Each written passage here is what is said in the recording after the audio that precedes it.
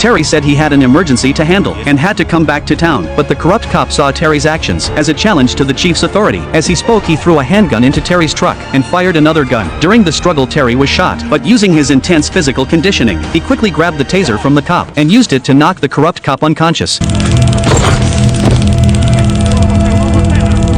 Then, under heavy gunfire from another agent, he drove the pickup toward nearby wasteland and eventually escaped unharmed. Summer, who had been fired from the courthouse, also went to her daughter's school. Before long, a police car pulled up behind her. They were there to warn Summer to leave town. The two then met at the Chinese restaurant Terry co-owned. The owner Lao Bai treated Terry's wounds briefly. Then the two began planning their next move. Because the chief had provoked him over and over, Terry could no longer stand it. He was going to use force to send these scumbags to hell. The two then broke into the judge's house and learned from the judge that as police department spending kept rising, the town was nearly bankrupt. The state prosecutor had issued an ultimatum demanding the department reform within a year. So to meet the state prosecutor's demands, the chief had teamed up with his men, using all kinds of illegal methods to rake in cash to cover the deficit. The judge also told them all the police department's illegal activity had been recorded on body cameras, and since the department didn't have access, the footage was being held in a secure court archive, meaning if they found those hard drives and released them to the public, the entire department's corruption would be exposed. After learning where the drives were, the two immediately launched their operation. Luckily, everything went smoothly, and they quickly got all the hard drives. But before leaving, Summer told Terry to go ahead. She had something else to take care of. They agreed to meet in the alley behind the building, but as Summer went back inside to grab a few things, she was spotted by two patrolling corrupt cops. Terry then watched as Summer was put into a police car. Without hesitation, he slammed on the gas and rammed the car.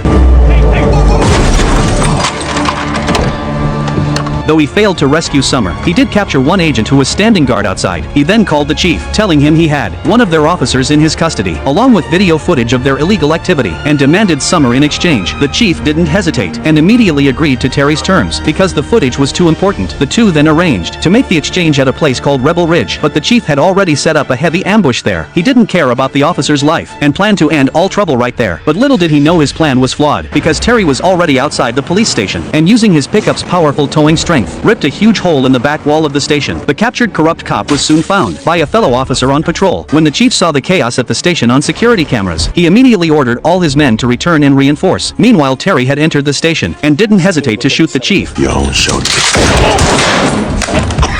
Terry used a rubber round that wouldn't kill. By now all the officers had received the order and returned. Terry handed the memory cards to the female officer, telling her to release the contents to the public. He then took off his backpack and filled it with smoke grenades from the armory. The female officer then came back. This time she chose to side with Terry. The two planned to stage a scene to help Terry escape, but as soon as they stepped outside they were blocked by the same corrupt cop, who decided to execute Terry on the spot. Just then an agent who never took part in the corruption stopped him. The two immediately started arguing and even drew their guns on each other, but the next second, the waking chief shot